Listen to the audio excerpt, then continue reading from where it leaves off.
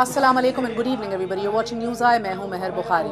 अभी मैं H9 में मौलाना फजल रहमान साहब के कंटेनर में मौजूद हूं और मजमा अभी भी बहुत बड़ा है और बड़ा पुरजोश है। आपको पीछे से नारों की और तकरीर की आवाज़ें भी आ रही होंगी। अगर ये कहा जाए कि एक हफ़्ते बाद ये धरना, ये आज़ादी मार्च जो है दोनों एतराफ़ से साहब का इम्तिहान बन चुका है तो ये गलत ना होगा।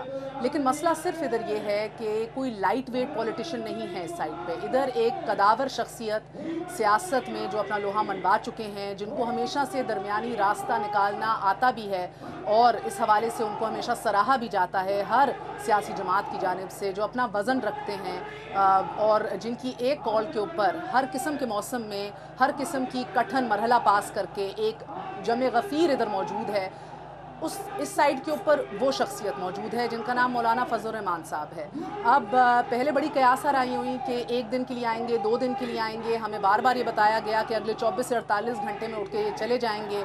कल भी हमने, आप जिस तरह जानते हैं, परवेज़ खटक साहब का भी इंटरव्यू किया, असद कैसर साहब का भी इंटरव्यू किया। वो भी बड़े पुरएतमाद दिखाई दिए कि अभी ज़्यादा देर चलना नहीं है। लेकिन मौलाना साहब इसको अब तूल भी दे चुके हैं, डेट मज़ीद आगे भी हो चुकी है। ना मजमे में कमी आई है, ना इनके जोश और जज्बे में कमी आई है। और राहबर कमेटी का भी ये कहना है कि आने वाले 2 दिनों के अंदर एक नया मोड़ दिखाई देगा।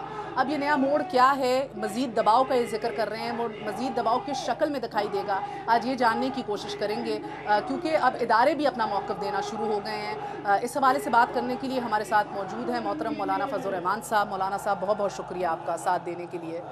तो मौलाना साहब, सबसे पहले तो ये बताइएगा कि कितनी देर और बैठने का इरादा है, कोई आइडिया इस हवाले से? देखिए, अब तक जो लोगों का जो खरोश है, मैंने कभी तारीख में इतने पुराने लोग नहीं देखे जो अपनी मौजूदगी से ये बात बता रहे हैं कि हम न अय्याशियों के लिए आए, न पिकनिक के लिए आए हैं, और कोई ऐसा यहाँ पर नुमाइशें हैं कि तफरीह तबाह के लिए हम यहाँ मौजूद रहें। खालिसतन एक नज़रिए के साथ, एक मौक़िफ़ के साथ उनकी कमिटमेंट है, एक अहद पैमान है उनका, और उस हवाले से ये पूरे मुल्क के हर गांव से लोग हैं, हर महल्ले से लोग हैं। ये सिर्फ जमीयत के अरकान नहीं है, बल्कि हर शोबे ज़िंदगी से वाबस्ता और हर सियासी जमात के बरक़रार मौजूद है। इस एतबार से ये कौम की आवाज़ है, ये कौम की सोच है जो इस वक्त दुनिया के सामने आ रही है। और मेरे ख़्याल में ये मुमकिन नहीं है कि इतने बड़े एहतजाज को, जिसके अंदर इतनी बड़ी जामियत हो, जिसके अंदर एक यकजहती मौजूद हो पूरी कौम की, और जो वक्त के साथ साथ उसने एक कौमी आवाज़ का रूप धार लिया है, इसको नज़रअंदाज किया जाए, ऐसा नहीं है। और ये पुराज़म है। अभी मैं कुछ नहीं कह सकता कि ये लोग कब तक यहाँ बैठने रहना चाहते हैं। ये फ़ैसला ये मजमा करेगा, जिस तरह यह आपने चंद दिन पहले कहा कि ये अब दीगर सियासी जमातों ने आपको कहा है कि फ़ैसला वो करेंगी कि मजमा या धरना उठना कब है। देखिए, फ़ैसला अगर कायदीन भी कर लें और उनको कह दें कि आप उठें, लेकिन जी कोई भी इस बात के लिए तैयार नहीं है, कोई भी इसके लिए तैयार नहीं है कि वो कारकुनों के इन जज्बात के होते हुए उन्हें कह दें कि आप उठ के चलें।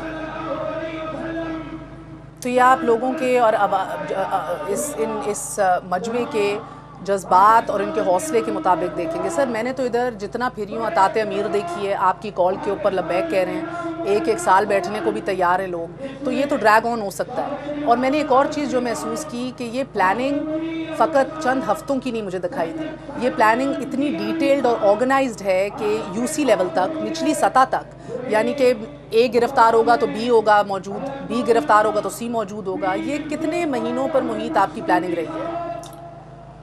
एक तहरीक की शक्ल इख्तियार है। तहरीक के लिए नहीं कहा जा सकता कि इसकी मुद्दत कब है, कब तक है, जब तक अहदाफ हासिल नहीं होते। नहीं, इधर पहुंचने के लिए आपने कितने महीनों पे तैयारी की थी? यहाँ तक पहुँचने के लिए हमने 1 साल मुसलसल काम किया। हम 26 जुलाई 2018 को जो उठे हैं, फिर हम बैठे नहीं हैं। 9 महीनों में हमने 15 मिलियन मार्च किए हैं पूरे मुल्क में, और एक से एक बढ़कर हर सियासी जमात किसी न किसी अंदाज से उसकी अपनी एक्टिविटीज़ जारी रही हैं। और अब ये सूरत हाल है कि मुल्क के अंदर एक ऐसी बेदारी आई है कि अब इस बेदारी को नज़रअंदाज नहीं किया जा सकता। इससे और ज़्यादा मुश्किलात और पेचीदगियाँ पैदा होंगी मुल्क के अंदर। एक इमरान खान जो धांधली के नतीजे में आया है और पब्लिक ने कह दिया है कि ये नाजायज़ और नाअहल हुक्मरान है। अगर कुछ अहलियत दिखाता, कुछ मुल्क की मईशत की बेहतरी तरफ ले जाता, तब भी लोग कह सकते थे कि चलो नाजायज़ है लेकिन मुल्क को उसे एक तरक्की की राह पे डाल दिया है, नौजवानों को रोज़गार मिल रहे हैं, पाकिस्तान जो है वो उसको पैसा आ रहा है, सरमायाकारी हो रही है, तो वो भी नहीं है, मुल्क डूब रहा है। एक एक दिन जो गुजरा है वो हमारी तनज़्ज़ुली का गुजरा है, और मज़ीद अगर उनको वक्त देंगे तो एक एक रोज़ हमारी आने वाले वक्त में तनज़्ज़ुली का होगा। तो तरक्की का तस्वुर ही मफकूद हो चुका है इस दौर में। इसके बाद फिर मैं तो नहीं समझता कि उनकी जो हठधर्मी है वो मुल्क को कोई सहूलत दे सकेगी। उसकी हठधर्मी से पेचीदगियाँ आएंगी और मुल्क और ख़राबियों की तरफ जाएगा। 2001 के और 9/11 के बाद हमारा मुल्क जिन हालात से गुजरा है और उसमें जो हमारा किरदार रहा है कि जिस तरह पूरी मजहबी दुनिया वो आइन के साथ खड़ी हो गई, मुल्क के साथ खड़ी हो गई, जमहूरियत के साथ खड़ी हो गई, बहुत कुछ बर्दाश्त किया, नुकसानात किए, कीमती जानों की हमें कुर्बानियाँ दी, कई हमले हमने बर्दाश्त किए, खुदकुश हमले बर्दाश्त किए। आज हम यहाँ तक पहुँचे हैं इस किस्म की हुकूमत को हासिल करने के लिए। इस तरह की जमहूरियत हम चाहते थे कि ये होगा जमहूरियत। लिहाजा ये सारी कुर्बानियाँ हमने इस जमहूरियत के लिए नहीं दी थी, इस इलेक्शन के लिए नहीं दी थी कि कौम के साथ इस तरह का मजाक किया जाएगा। लिहाजा ये चीज़ें तब्दील करनी होगी, ज़हनियत तब्दील करनी होगी, और इससे मज़ीद पेचीदगियाँ आएंगी। अगर कोई ये सोचता है कि साहब अगर ये फ़ौरन इस्तीफ़ा देता है तो ये पेचीदगी आएंगी, उसको ये भी सोचना चाहिए कि अगर नहीं देता तो क्या पेचीदगी आएगी।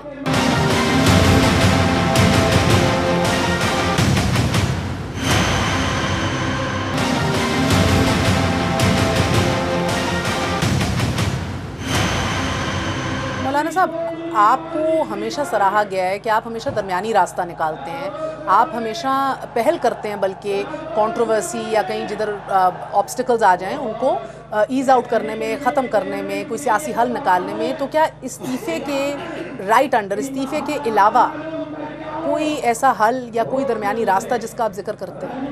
हमें इलेक्शन दे दें, 2 और 3 महीनों के अंदर शफाफ इलेक्शन के लिए जो कवानीन है पूरे नहीं हैं, लेकिन इन कवानीन के ऊपर फिर जब एक और कुव्वत आती है जो सारी चीज़ को कब्जे में ले लेती है, वो नहीं होनी चाहिए। तो जिस जुडिशल कमीशन का इन्होंने आपको ऑफ़र की कि बाइख्तियार हो, जिस तरह 2015 में भी बनाई गई थी, मुकम्मल इख्तियार रखती थी, जिसने कहा बाय एंड लार्ज कोई मैनिपुलेशन नहीं हुई और फेयरली 2013 के इलेक्शन हुए हैं, इसी तरह की एक जुडिशल कमीशन को आप कबूल नहीं करेंगे कि वो भी 3 महीने में गालिबन उसने फैसला दे दिया था, ये भी 3 महीने में फैसला आपको दे देगी 2018 इलेक्शन का? वक्त गुजर चुका है। ये तो इलेक्शन के बाद 1 महीने के अंदर पार्लियामेंट के अंदर एक कमेटी बनी, और ये कि पार्लिमानी कमीशन बना। पार्लिमानी कमीशन जो है वो अब ये तो उन्होंने भी तस्लीम किया, हुकूमत ने भी तस्लीम किया कि हम असम्बली से बाहर किसी अदालत में नहीं जा रहे, असम्बली से बाहर किसी कमीशन में नहीं जा रहे, इलेक्शन ट्रिब्यूनल में नहीं जा रहे।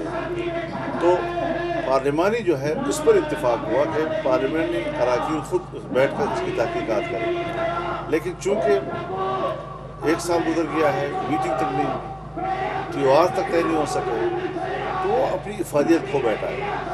लिहाजा सारे ऑप्शन छोड़कर اس ایک آپشن کے اوپر اتفاق کیا ہے اپوزیشن نے، جس میں انہوں نے رعایت دی ہے حکومت کو، اصولی طور پر جعلی اکثریت کے ساتھ نہیں بیٹھا جاتا ہے۔ کیا رعایت دی ہے؟ کہ جعلی اکثریت کو ڈیفیکٹو تسلیم کرتے ہوئے ان کے ساتھ ایک مشترکہ کمیشن بنا دی اور چیئرمین شپ بھی ان کو دے دی۔ ٹھیک ہے، اب وہ ایک سال میں TOR تک طے نہیں کر سکی، ایک میٹنگ نہیں کر سکی، تو وہ موقع بھی انہوں نے گنوا دیا ہے۔ اور اب مزید جو ہے ہمیں لالچ نہ دیا کریں، اور نہ ہمارے پاس تجویزیں قبول کرنے کی گنجائش اب موجود ہے۔ اب ایک حتمی فیصلہ ہو چکا ہے، اور کوئی کسی قسم کی سوائے الیکشن ہمارے پاس کوئی دوسری تجویز قبول نہیں ہے۔ تو جناب الیکشن کے لیے بھی کیئر ٹیکر سیٹ اپ پھر اسی وزیر اعظم نے اپوزیشن کے ساتھ مل بیٹھ کے بنانا ہے، انہی صوبائی حکومتوں نے بیٹھ کے اپوزیشن کے ساتھ کنسنسس ڈیولپ کرنا ہے، اسی کے تحت آپ کے چیف منسٹرز لگیں گے، اسی کے تحت آپ کے یہ ہمارا درد سر نہیں ہے، یہ ان کا درد سر ہے، جس طرح کرے لیکن ہمیں الیکشن چاہیے۔ اور قوانین بھی تبدیل نہیں ہوئے تو پھر آپ کے پاس کیا گارنٹی ہے وہ کہ الیکشن کمیشن کے ساتھ بیٹھ کر انتظامی معاملات ہیں، سیاسی معاملات نہیں ہیں۔ نہیں، اگر پھر الیکشن کے بعد اسی طرح کے نتائج آتے ہیں پھر قبول نہیں کریں گے، پھر میدان میں آئیں گے، ایسا کوئی مسئلہ نہیں ہے۔ قوانین بھی نہیں بدلے، انہی لوگوں نے یہ سیٹ اپ بنانا ہے ایڈمنسٹریشن کا، تو یہی کرتے رہیں گے۔ نہیں بننے دیا نا، ان کو الیکشن سے دور رہنا ہوگا اور الیکشن فیئر ہونے چاہیے۔ یہ بہت ہو چکا ہے، تو ہمارے ملک کی جمہوریت کو ذلیل کر کے رکھتے ہیں، اس طرح نہیں، اس لیے ہم نے آزادی مار رکھا ہے۔ تو آپ کہہ رہے ہیں پھر اس کو پھر ہم کوشچن کریں گے، تو یہ فیصلہ کون کرے گا کہ الیکشن فری اور فیئر ہوئے سب کچھ نظر آتا ہے، ووٹ میرا ہوتا ہے، میں کینڈیڈیٹ ہوں، یہ کینڈیڈیٹ ہے، یہ کینڈیڈیٹ ہے، سارا نظر آ رہا ہوتا ہے۔ پیپلز پارٹی کو سندھ میں اکثریت حاصل ہے، حکومت کر رہی ہے، بمانگ دہل اس کے باوجود کہتے کہ داندھی ہوئی ہے۔ مسلم لیگ لارجر گروپ ہے اس وقت پنجاب اسمبلی میں، 2-4 ووٹوں کی اکثریت سے حکومت ہو رہی ہے، وہ بمانگ دہل کہہ رہی ہے کہ داندھی ہوئی ہے، ہم اس کو تسلیم نہیں کر رہے۔ تو یہ نہیں کہ کوئی ایک آدمی کے ایک سیٹ کے فتح و شکست، کہیں پر میں نے اس کو شکست دی ہوگی، کہیں انہوں نے مجھے شکست دی ہوگی۔ اب جناب کوئی ٹی وی جو ہے اٹھا کے کہے گا اچھا جی تو پھر یہ تو کامیاب ہوا ہے، تو وہ تو داندھی کی بات کر رہا ہے، تو یہ داندھی کی بات کیسے کر رہا ہے، تو اس نے اس کو ہرایا ہے، تو اس نے اس کو ہرایا ہے۔ ہم ایک پارٹی بھی کسی ایک سیٹ کے حوالے سے بات نہیں کر رہے، ہم اوور آل پاکستان کے انتخابی نتائج کی بات کر رہے ہیں، اور اس حوالے سے ایک واضح موقف اس وقت موجود ہے تمام پارٹیوں کے بیچ میں، لہٰذا اس پہ اب کوئی رد و بدل کی گنجائش نہیں ہے، اور اب ہم پوری قوم دیوار سے لگ چکی ہے، اس کو تسلیم کرنا پڑے گا۔ ٹھیک ہے، تو اب آپ کو نہ جوڈیشل کمیشن قبول ہے، نہ پارلیمانی کمیشن فعال کرنا بھی قبول نہیں ہے؟ الیکشن چاہیے بس۔ ٹھیک ہے سر، اور پھر میں یہ سمجھی ہوں کہ دیکھیں نا، مسئلہ صرف یہ ہے کہ اگر یہ الیکشن کال کیا جائے، انہی نے پورا ایڈمنسٹریشن پھر سے سیٹ اپ کرنا ہے۔ فوج اب آپ کی یہ کہہ رہی ہے کہ ہمیں تو بلایا جاتا ہے ان ایڈ آف سول پاور، ہم خود تو نہیں آتے، تو ہمیں بلایا گیا تھا اور ہمیں متنازع نہ بنایا جائے بحیثیت ادارہ۔ نہیں بلانا چاہتے، ہم تو کہتے ہیں کہ بالکل نہ بلایا جائے فوج کو، ہم الیکشن کمیشن سے کہیں گے فوج کو نہیں بلانا، ان کے ساتھ بیٹھ کر ہم طے کریں گے فوج کو نہیں بلانا، ختم ہو جائے گی بات۔ ہم کب فوج کو چاہتے ہیں کہ اسی سے تو مشکل پیدا ہوئی ہے کہ یہ حکومتیں جو ہیں فوج کو بلا لیتی ہیں امن و امان کے نام پر، وہ چلی جاتے ہیں ایک پولنگ اسٹیشن اس کے بوتھ میں، سنگینوں کے سائے کے نیچے لوگ ووٹ پول کر رہے ہوتے ہیں، اور پھر اس کے بعد جناب لوگ فوج پہ اعتراض کرتے ہیں۔ تو ہم کہتے ہیں فوج اس مشکل سے نکلے۔ تو میاں صاحب نے بھی فوج کو بلایا تھا ثالثی کے لیے، تو فوج کا کردار تب غلط تھا یا آج غلط ہے؟ میرا خیال میں وہ غلط تھا، تب بھی غلط تھا؟ تب بھی غلط تھا، اور بیچ میں فوج کو لانا، فوج کی صلح کرانا، اور فوج کہتے کہ تم ہٹ جاؤ اور تم آ جاؤ، ہم اس سے فوج جو فوج کا مقام ہے، جو عزت ہے، اور ہم سب چاہتے ہیں کہ فوج کی عزت ہونی چاہیے، اور فوج پاکستان زندہ باد کے نعرے ہم لگائیں، یہ اس پر ان کو ہمارے سے اتفاق کرنا چاہیے۔ ہم بالکل تیار ہیں فوج پاکستان زندہ باد کا نعرہ لگانے کے لیے، لیکن ان چیزوں سے ملک جو ہے وہ خراب ہوتا ہے، ہمارے قومی ادارے جو ہیں وہ متنازع ہو جاتے ہیں، ان کا کردار متنازع ہو جاتا ہے۔ ہم ہمدردی کی بنا پر یہ بات کر رہے ہیں، خدا نخواستہ ہمارا ملک ہے، ہمارے ملک بغیر اداروں کو تو ملک نہیں چلا کرتے جی، بیوروکریسی نہیں ہوگی تو ملک کیسے چلے گا، فوج نہیں ہوگی، فوجی اسٹیبلشمنٹ نہیں ہوگی تو ملک کیسے چلے گا، پارلیمنٹ نہیں ہوگی تو ملک کیسے چلے گا، عوام کی شراکت نہیں ہوگی تو ملک کیسے چلے گا۔ یہ ساری چیزیں جو ہیں یہ ایک ملک کو چلانے کے سب راستے ہیں، اور ان راستوں کو جو متعین کیا گیا ہے سب اپنے اپنے اپنے راستے پہ چلیں گے تو انشاءاللہ. تو مولانا صاحب یہ دیکھیں نا، مسئلہ صرف یہ ہے کہ کسی انکوائری یا تحقیق کے بغیر تو یہ لوگ نئے الیکشن کال نہیں کریں گے. استعفے بھی کہہ رہے ہیں ہم نہیں دیں گے. تو انکوائری کے لیے جس طرح کے ادارہ جاتی بلیم گیم بھی ایک چل رہی ہے اور ایک مینیپولیشن کی بات ہوئی ہے، یہ تو سرکمسٹانشل ایویڈنس ہے جو اسپیشل کمیٹی کو دیا جائے گا، اسپیشل پاورز اور اختیارات جس کے پاس ہوں گے. تو اب آپ کہہ رہے ہیں کہ اس مرحلے سے بھی نہ گزرا جائے کیونکہ آپ سب نے کہہ دیا ہے کہ یہ غلط ہے تو اب نئے الیکشن. ناکام، یہ ساری چیزیں ناکام ہو چکی ہیں تب ہم آئے ہیں. آپ کا نظام سے اعتبار اٹھ چکا ہے. الیکشن کی تحقیقات کے لیے کوئی نظام ملک میں موجود نہیں ہے. لہٰذا دوبارہ الیکشن کرائے جائیں اور ہمارے ساتھ بات کریں. الیکشن کمیشن اپنی قیادت میں کرائے. ابھی الیکشن کمیشن آپ کو موجود نہیں ہے. بالکل، وہ بھی ایک کنٹروورسی کا سامنا کر رہی ہے، ممبر نہیں ہو رہے پورے. یہ بات ہے کہ اپوزیشن کو سننے کے لیے وہ تیار نہیں ہے، اپوزیشن کی تجاویز کے لیے وہ تیار نہیں ہے، اور کہتے ہیں کہ اپوزیشن بھی ہماری ایک لونڈی بن کر یہاں پر بیٹھی رہے.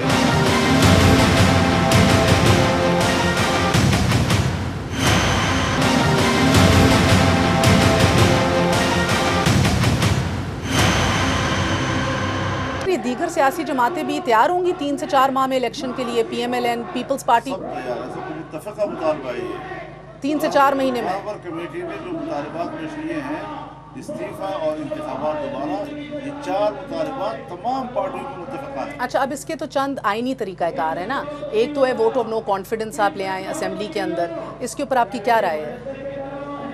میں نے آپ کو بار بار کیوں آپ بار بار سوالات کرتے ہیں؟ میں سمجھنا چاہ رہی ہوں کہ آپ نہ سمجھیں اس بات کو. ایک بات کو سمجھیں کہ ہم الیکشن چاہتے ہیں دوبارہ. اگر یہ نہ تسلیم کریں سر. باپ بھی تسلیم کرے گا. کیسے نہیں تسلیم کرے گا؟ یہ مذاق ہے. ہم اس ملک کو غلام بن کر رہ رہے ہیں. ہم ان کے گھر کے کھاتے ہیں کیا؟ یہ عوام جو ہے یہ ملک کے غلام ہے. ایسا نہیں ہے جی. ہم باقاعدہ آزادی کے جذبے سے نکلے ہیں اور حاصل کر کے رہیں گے. تو اسد کیسر صاحب کا اسپیکر کا کل اسد کیسر کو چھوڑو، وہ کیا چیز ہے جو کہ کیا حیثیت ہے بیچارے؟ مذاکراتی ٹیم کا حصہ ہے بیچارہ. میری طرح فقیر آدمی ہے. چھوڑو. پرویز خٹک سے آپ کے اصل مذاکرات چل رہے ہیں؟ پرویز الہی سے؟ کون سے پرویز سے؟ کسی سے نہیں چل رہے ہمارے. کسی سے نہیں چل رہے. قوم کو بس کوئی آتا ہے تو ہم انکار نہیں کرتے. آ جائیں، بسم اللہ، بات کریں ہمارے ساتھ. ٹائم پاس ہے یہ ابھی. پاس ہے. تو سر ان کا کہنا تھا، وہ یقین سے کہہ رہے تھے اسپیکر، کیونکہ وہ انفرادی ملاقاتیں بھی کر رہے ہیں، کہ پیپلز پارٹی پی ایم ایل عمران خان نہیں کہہ سکتا. وہ کون ہوتا ہے یار؟ استعفے نہیں آئیں گے وہ کہتے ہیں. عمران خان نہیں کہہ سکتا یہ. اور اگر یہ نہ مانیں ان مطالبات کو تو آپ انڈیفینیٹلی بیٹھنے کو تیار ہیں؟ افراتفری ہوگی ملک کے اندر. پھر فتنے پچیں گے کیا ہوگا کیا نہیں ہوگا. کچھ نہیں کہا جا سکتا. سر اس بات کے اوپر آپ کو پتہ ہے یہ کہا جاتا ہے حکومت کی طرف سے کہ اگر وہ افراتفری کی بات ہوئی تو تن کے رکھ دیں گے. او خدایا، اس سے ہم ڈرتے تو یہاں آتے. اللہ خیر کرے سر. کیا ملک متحمل ہے اس ہمارے بارے میں کہہ رہے ہیں یا ہم ان کے بارے میں کہہ رہے ہیں؟ آپ لا انفورسنگ ایجنسیز، رینجرز کے اوپر بھی حملہ کر سکتے ہیں. ہم حملہ نہیں کریں گے. ہم گولیاں کھائیں گے، شہادتیں لیں گے اور یہاں سے لاشیں اٹھائیں گے اور جائیں گے نہیں اس طریقے سے. آپ کیا سمجھتے ہیں ہمیں؟ ملک اس کا متحمل ہے. ملک متحمل نہیں ہے تو پھر جائیں، فارغ کریں ملک کو. کل پرویز خٹک نے بڑے یقین سے مجھے کہا کہ آپ ڈی چوک کی طرف آئیں گے ہی نہیں. وہ بیچارہ کیا بات کرے گا؟ ڈی چوک ابھی بھی آپشن ہے. بھی آپ ہمیں اشتہار نہ دلایا کریں. نہیں سر، میں تو بالکل ہکا بکا رہ گئی ہوں. میں واضح طور پر کہنا چاہتا ہوں کہ ہم مانیں. ڈیڈ لائن کھینچ چکے ہیں کہ جب تک اس ملک میں ہمیں آزادی نہیں ملے گی، اس ناروا اور ناجائز اور نااہل حکمران سے ہم نہیں قبول کرتے. سر وہی دنیا کا ایجنٹ آ کر ہم پر حکومت کر رہا ہوتا ہے. کبھی موین قریشی آ جاتا ہے ہمارے اوپر حکومت کر رہا ہوتا ہے. کبھی شوکت عزیز آ جاتا ہے ہمارے اوپر حکومت کر رہا ہوتا ہے. نہ وہ پاکستان کے شہری ہیں، نہ اس وقت آپ شہری ہیں. پتہ کس دنیا کے لوگوں کو مفادات لے کر جہاں ان کا تحفظ کیا جاتا ہے لوگوں کے. اور آپ کے ناقدین کہتے ہیں کہ مولانا صاحب ابھی بھی زوم میں موجود ہیں کہ ایک مشترکہ اپوزیشن موجود ہے. تو وہ نون لیگ جو آئی نہیں، یا بس ایک قیادت کو چند تقریر کرا دی، یا پیپلز پارٹی نے بھی آئیں بائیں شائیں کی، وہ جو میں آپ کا جذبہ ابھی دیکھ رہی ہوں سر، وہ اس لمٹ کو جانے کے لیے تیار ہیں. تو ہم بھی اسلحہ تو نہیں اٹھائے ہوئے. بالکل بالکل. وہ بھی اسی طرح ہیں تو ہم بھی اسی طرح ہیں. موقف پر اتفاق رائے ہے. دنیا کے سامنے انہوں نے موقف دے دیا ہے. ایک میٹنگ، ایک اجلاس، ایک فیصلہ، اس کی بنیاد پر آزادی مارچ کا استقبال، یہاں پر موجودگی، پبلک سے خطاب، یہ ساری چیزیں جو تقاضے تھے اس کے، وہ سب ہمارے پوری. تو یہ وزیر اعظم نے جو آج کہا ہے کہ دھرنے کا معاملہ افہام و تفہیم سے حل ہو جائے گا، ان کو اتنا یقین کیسے ہے؟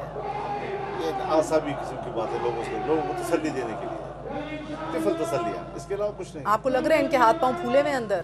مجھے نہیں پتا کیونکہ ہاتھ پورے کو اس کے بعد تھوڑا گیا ہوں کیونکہ ہاتھ پوری ہوئے یا نہیں پوری ہوئے، لیکن یہ چیزیں اب مفاہمت کے قابل نہیں رہی ہیں۔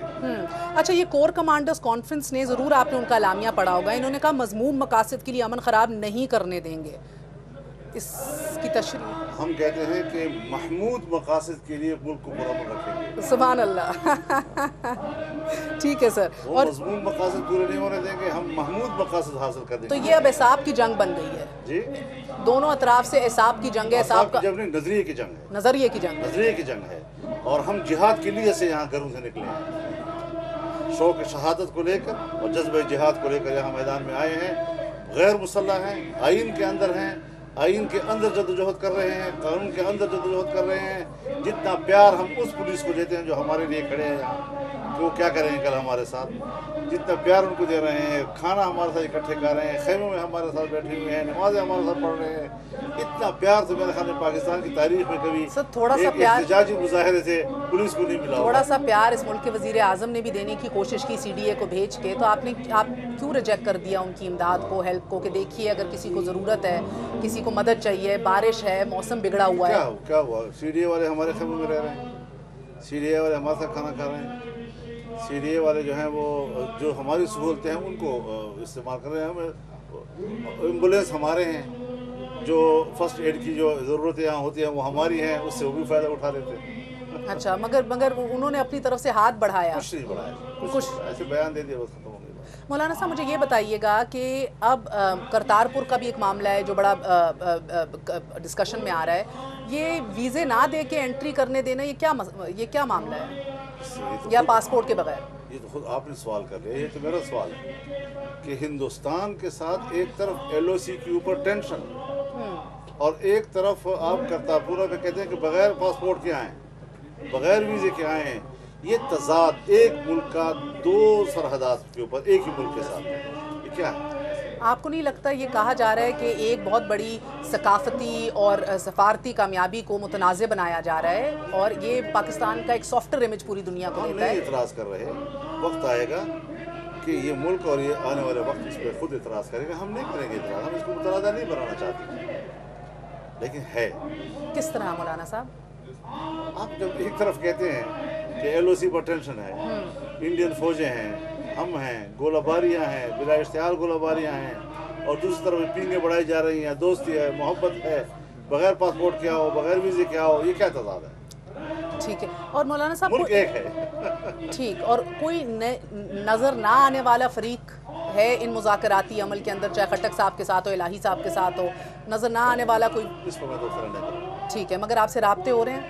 میں اس پر کوئی تبصرہ نہیں کروں، ٹھیک، مگر آپ فلیکسیبل نہیں ہیں؟ آپس میں رہنے دیں۔ ٹھیک ہے، نہیں، عقل مند کے لیے کہتے ہیں اشارہ ہی کافی ہے، جو ملک کی بہتری کے لیے کوئی بھی رابطہ ہو وہ تو سلام، ہمیں تو حکومتی مذاکراتی ٹیم کو بھی انکار نہیں کیا، مگر یہ ملاقاتوں کا فائدہ کوئی نہیں ہے نا، اگر آپ کہتے ہیں جو ریڈ لائن۔ ہاں تو ریڈ لائن تو یہی ہے کہ استعفے کا اور دوبارہ الیکشن کے علاوہ کوئی راستہ نہیں ہمارے پاس، اچھا، اور چاہے ہم پہ حملہ کریں، چاہے یہاں لاشوں کے ساتھ گھر واپس بھیجیں، سر جو کچھ کریں۔ مولانا صاحب آپ ذرا سے ناراض ہو گئے، مگر میرا یہی سوال تھا کہ اس ایکسٹریم پہ نہ جانے کا طریقہ آئین دیتا ہے ایک آپ ہی کو؟ طریقہ ہے کہ استعفا، نہیں، ان کے استعفے نہیں، آپ لوگ بھی تو استعفے دے سکتے ہیں نا، پی ایم ایل این دے، پی پی پی دے، آپ کے جو ممبر ہیں وہ اپنے استعفے دیں، خیبر پختونخوا سے دیں، سینیٹرز ہم ادھر سے دیں، استعفا لینے آئے ہیں، دینے نہیں آئے ہیں۔ وہ آئینی طریقہ ہے۔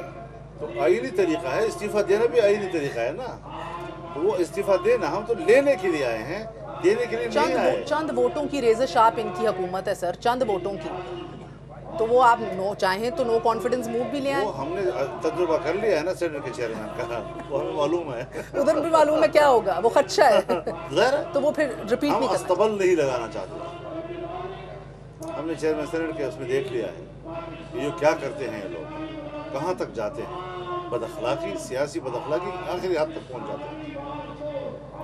سر کون سا سیاسی لیڈر آپ کی سب سے بڑی اسٹرینتھ رہا ہے اس پوری ایکسرسائز کے اندر؟ تمام ہمارے سب ایک پیج پہ ہیں سارے، ابھی رہبر کمیٹی کا اجلاس ہوا ہے، اکرم درانی وہاں سے آئے ہیں، سب ایک بالکل، اور انہوں نے یہ آج کہا کہ ہم اب مزید دباؤ بڑھائیں گے، مزید دباؤ کس طرح بڑھائیں گے؟ وہ ہم جانیں، اس کے سوال اور جواب نہیں ہوا کرتے، اس کے سوال اور جواب نہیں، اسٹریٹجی کا حصہ ہوتا ہے، اور جس وقت ہم ایک جگہ پہ پہنچ جائیں گے پھر اناؤنس کریں گے. یہ اسٹریٹجی آپ نے اپنے حلیفوں کو بھی لائن رکھا ہے اسٹریٹجی کے حوالے سے، تو پتے ابھی بھی بڑے قریب رکھے ہوئے ہیں یا دیگر سیاسی حزب اختلاف کی جماعتوں کو آپ یہ اسٹریٹجی بتا رہے ہیں؟ بتا رہے ہیں ساتھ ساتھ اب بتا رہے ہیں. تو بلاول سمیت گلا کیا گیا کہ مولانا صاحب سے پوچھا جاتا ہے تو کچھ بتاتے نہیں ہیں. بتائیں بغیر بتائے نہیں. تو یہ مزید دباؤ ان کو اعتماد میں لے کے ڈالا جائے گا.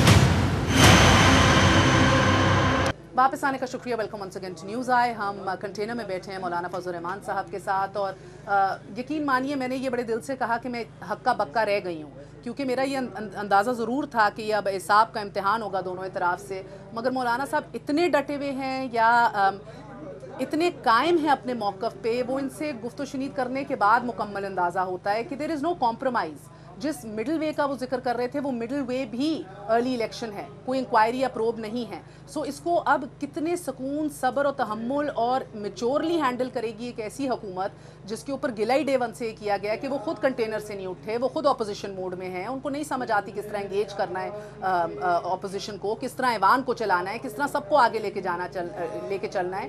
سو خاک میں بدہن کیا حالات بد سے بدتر نہ ہو جائیں، یہ آج مجھے خدشہ پورا محسوس ہوا ہے. اللہ نہ کرے ایسا ہو. مگر مولانا صاحب میں یقین سے یہ آج میں دعا گو ہوں اس بات کی کہ بیٹر سینس پریویلز، ان کو سمجھ آ جائے، کسی طرح آپ سے رابطہ کر کے یا تو آپ کو آمادہ کر لیں یا خود آمادہ ہو جائیں، بیکاز یہ بات ذرا خطرناک ہو سکتی ہے. کہا جاتا ہے کہ آپ نے اپنے آپ کو بند گلی میں بھی ڈال دیا ہے ڈے ون سے. کوئی شک نہیں ہے، ہم دیوار سے لگے ہوئے ہیں. احساس ہے آپ کو؟ ایک انچ پیچھے جانے کا ہمارے پاس راستہ ہی نہیں ہے. اور یہ آپ کے پولیٹیکل کریئر کے لیے بھی بہت بڑا ایسا موڑ ہے جو ڈیسائیڈ کرے گا. کوئی شک نہیں، اس کو کوئی شک نہیں، لیکن کبھی زندگی میں ایسے لمحات جو ہیں وہ آتے ہیں. فیصلہ کن موڑ ہے یہ آپ کے سیاسی کریئر کا بھی؟ ساری کشتیاں آپ جلانے کو تیار ہیں؟ ساری کشتیاں جلانے کو تیار ہیں، لیکن اس حکومت کو قبول نہیں کر سکتی. مولانا صاحب اگر آپ کے حلقے کے اندر ایک بائی الیکشن آفر کیا جائے ابھی، اس کو آپ قبول کریں گے؟ میں پورا الیکشن چاہ رہا ہوں. ختم کرو مسئلے کو. اور اسلام کے حوالے سے حکومت نے بڑا سخت موقف لیا ہے کہ نہ گمراہ کیا جائے، نہ اسلام خطرے میں ہے، نہ ہم ایسا کوئی اقدام اٹھائیں. جو اقتدار میں ہوتا ہے کوئی چیز خطرے میں نظر نہیں آتی، صرف اپنا اقتدار خطرے میں نظر آتا ہے بس. ابھی آپ کو لگ رہا ہے آئین اور آئین تو چلیں آپ نے آف کورس آپ کو لگ رہا ہے اسلام بھی خطرے میں ہے؟ دیکھیے انہوں نے جو ایجنڈا لے کر آئے تھے آئین کی اسلامی دفعات کو ختم کرنے کے لیے، اس میں رد و بدل کرنے کے لیے، توہین رسالت کے قانون کے حوالے سے، عقیدہ ختم نبوت کے حوالے سے، یہ ساری چیزوں پر ہم نے ان کو بیک فٹ پہ ڈالا ہوا ہے. یہ ایجنڈا ہم نے ناکام بنا دیا ان کا. جی یہ عمران خان کا ایجنڈا تھا ان کا باقاعدہ. اور کہاں سے وہ ایجنڈا لے کر آئے تھے، اور کیا ہم سیاست سے ناواقف لوگ ہیں؟ میں اس سیاست میں ان سے سینئر ہوں، مجھے تو لمحہ بلمحہ دنیا کے ایجنڈا کو پتہ چلتا ہے. 9/11 سے پہلے کیا تھا، 9/11 کے بعد دنیا کا ایجنڈا کیا ہے، کس حکومت سے وہ کیا تقاضے کرتے چلے آ رہے ہیں مسلسل، اور کس طرح اس کو تیار کر کے یہاں پر اس کو امپلیمنٹ کیا گیا. جی یہ ساری چیزیں سر یہ سیاسی غلطی تو PMLN کے دور میں ہوئی تھی، بلکہ مخالفت کی تھی تحریک انصاف نے. عمران خان نے بڑے جوش سے فیض آباد دھرنے میں انہوں نے سپورٹ دی تھی، بلکہ فیض آباد دھرنے کا جو فیصلہ آیا ریویو پٹیشن میں تحریک انصاف گئی. تو جب آپ کہتے ہیں کہ ان کا یہ ایجنڈا رہا ہے، ایسے کون سا انہوں نے کام کیا جس سے آپ کو لگتا ہے ان کا یہ ایجنڈا ہے؟ وہ تو ہوتی ہے جی اقتدار کی جنگ میں، جب آپ کسی کے مخالف ہوتے ہیں تو آپ ہر چیز کو سپورٹ کر رہے ہوتے ہیں. ایسا نہیں ہے جی. اس وقت جو صورتحال ہے یہ باقاعدہ ایک منظم منصوبے کے تحت چل رہا تھا. مدارس کے حوالے سے بھی بہت بڑا ایجنڈا ہے، بین الاقوامی ایجنڈا. ہمیں ادراک ہے امریکہ سے لے کر یورپ یونین تک کہ وہ پاکستان کے آئین کی کس شق کو نشانے پہ ڈالے ہوئے ہیں جی، اور اس کے لیے کس کو وہ تیار کر کے لانے کی اور حکومتوں پر دباؤ ڈالے کے سلسلے چلے ہیں جی. تو یہ بعض چیزیں ایسی ہوتی ہیں کہ حکومتیں جو ہیں وہ اس کو ایک سیکرٹ افیئر قرار دے کر اس کے اوپر خاموشی بھی ظاہر کرتے ہیں. کہیں پر وہ ڈیفینڈ کر سکتے ہیں، کہیں نہیں کر سکتے. لیکن یہاں تو جو حکومت آئی ہے وہ ان تمام ایجنڈے کے ساتھ آئی ہے جی. میں اگر یہ کہہ دوں کہ ملک اتنا معیشت پر ڈوب گیا ہے، یہ نہ اہلی ہے یا ایجنڈا ہے. تو یہ ساری چیزیں جو ہیں ہم ان چیزوں کو دیکھ رہے ہیں، اندھے نہیں ہیں. ہاں جب آدمی اقتدار میں ہوتا ہے وہ ذرا کچھ پھر اقتدار کا لحاظ بھی رکھتا ہے. آپ کو شہباز شریف صاحب کے بیانیے میں اور بڑے میاں صاحب کے بیانیے میں فرق نظر آتا ہے؟ میں کسی پارٹی کے اندرونی معاملات میں نہیں جھانکا کرتا. یہ بھی عجیب بات ہے کہ پارٹی کو تقسیم کرنا، ایک کی سوچ اور دوسری کی سوچ. یہ آپ کے کام ہے، میڈیا کے کام ہے دنیا کو تقسیم کرنا، دنیا کو لڑانا، اس سے خبر نکالنا. ہمارا یہ انداز نہیں ہے. آپ کے کنٹینر پہ کھڑے ہو کر یہ بات کی گئی ہے کہ اچکزئی صاحب نے بلکہ کی، اس کے بعد آپ کے بھی ایک دو سینئر رہنما ہوتا ہے کوئی لفظ کسی منہ سے نکل جائے اور میڈیا پرسن اس کی انتظار. مولانا صاحب ہمیں تو اپنے لالے پڑے ہوئے آج کل آزادی کے. آپ لوگ جو ہے کمزوریوں کے پیچھے گھوم رہے ہوتے ہیں، کہیں سے کوئی کمزوری نکل آئے اور ہم ایکسپلائٹ کر سکتے ہیں. آپ میڈیا کے کردار سے مطمئن ہیں کوریج کے حوالے سے؟ کوریج تو آپ نے ہماری روکی ہوئی ہے پورے سال جی. سر آپ کا انٹرویو آج آن ایئر چل رہا ہے. بیٹھ گئے ہیں تو اب ہمیں پریشان ڈال رہے ہیں. پورا سال آپ نے ہمیں بلیک آؤٹ نہیں کیا. جہاں 4 کرسیوں کو آپ 4 لاکھ کرسیاں کہتے تھے اور 10 دن آپ شو کر رہے ہوتے تھے، وہاں آپ نے 10 لاکھ لوگوں کو دنیا کو دکھانے کے گزامت کا وعدہ نہیں کر رہے تھے. یہ چیزیں جو ہیں حضرت، یہ ہم بھول نہیں رہے جی. یہ وہ کردار ہے جو بھولتا نہیں ہے جی. کس نے ظلم کیا ہے؟ اور یہ میرے خلاف ظلم نہیں تھا، یہ آپ پر ظلم تھا. آپ اتنی محنت کرتی ہیں، گھر سے نکلی ہیں، یہاں تک کیسے پہنچی ہیں، ایک خاتون ہو کر ایسے ماحول میں آپ آ رہی ہیں. یہ ساری کلفت مشقت اٹھانے کے بعد نوجوان آپ کے گھر گھر گھوم رہے ہیں، پسینہ نکل رہا ہے ان بیچاروں کا، شکلیں سیاہ ہو گئی ہیں بھاگتے دوڑتے، اور پھر جب وہ شام کو گھر جاتے ہیں تو کہتے ہیں پروگرام بین ہے. تو بات نہیں ہو سکتی. بہت نہیں بالکل، آپ کا بہت بہت شکریہ. میں اس دعا کے ساتھ یہ شو اینڈ کروں گی انشاءاللہ تعالیٰ کہ اب یہ چل رہا ہے. ہم نے وزیر اعظم کے ایک ان سے ملاقات میں یہ سوال بلکہ میں نے ان سے اٹھایا کہ آپ کی دھرنے میں ہم نے 17 گھنٹے ٹرانسمیشنز کی، تو اگر ایک یہ کاوش ہے، ایک موومنٹ ہے، تو اس کی کوریج میں ہمیں کیوں رکاوٹیں پیش آ رہی ہیں؟ جس پہ وزیر اعظم نے مکمل لا علمی کا اظہار کیا اور بلکہ ہمارے سامنے اپنی ٹیم کو احکامات بھی جاری کیے کہ مولانا صاحب کے انٹرویوز بھی کھلوائیں، ان کے اوپر کوئی پابندی نہ لگائی جائے اور کوریج دی جائے. مگر بہرحال یہ ایک کٹھن مرحلہ ہمارے میڈیا کے لیے بھی رہا ہے. کچھ پیمرا کا بھی اس میں بڑا کردار رہا ہے، حکومت کا بھی. اور جس کو وزیر اعظم نے ایک دفعہ پوچھا کہ کس کے بے وقوفانہ فیصلے ہیں، تو کچھ نہ دکھائی دینے والی شاید قوتیں بھی ادھر متحرک ہیں. ہم نے اپنے تئیں کوشش کی کہ مولانا سے آپ کی آج ملاقات کرائیں اور ہفتہ گزر جانے کے بعد آپ کو دکھائیں کہ وہ نہ صرف آج پرعزم ہے بلکہ اتنا ہی جذبہ رکھتے ہیں جتنا ڈے 1 کے اوپر رکھ رہے تھے. اپنے کراؤڈز کے اوپر بھی وہ اتنا ہی یقین رکھتے ہیں. انہوں نے کہا کہ آپ کو ادھر آنے میں کتنی مشکلات درپیش آئیں، اور یقین جانیے آئیں، کیونکہ ایک تو بارش بھی ہوئی ہے، کیچڑ بھی بہت زیادہ ہے، اتار چڑھاؤ بہت زیادہ تھا. مگر میں نے گزرتے ہوئے جتنے خیمے ادھر دیکھے، چند خیموں کے اندر لوگ ابھی بھی موجود تھے، نمازیں پڑھی جا رہی تھیں، تلاوت کی جا رہی تھی، لوگ کچھ کھانا بھی پکا رہے تھے. سو لوگ ابھی ادھر موجود ہیں اور وہ کہتے ہیں، ان سے بات اگر کی جائے کہ ہم ادھر موجود رہیں گے جب تک ہمیں کال نہ دی جائے. سو مجھے لگتا ہے حکومت وقت کو بھی اب اس کو سنجیدگی سے لینا چاہیے. جو وہ آؤٹ ریچ کر رہے ہیں، مذاکرات کرنے کی کوشش کر رہے ہیں، ان کو ذرا اور مضبوط کیا جائے، متحرک طور پہ ریچ آؤٹ کیا جائے مولانا صاحب سے، کیونکہ انشاءاللہ تعالیٰ اس ڈیڈ لاک کا بھی ایک سیاسی حل ہی ہونا چاہیے. غیر سیاسی حل کا یہ ملک متحمل نہیں ہے. اجازت دیجیے، دعاؤں میں یاد رکھیے گا. گڈ نائٹ، اللہ حافظ.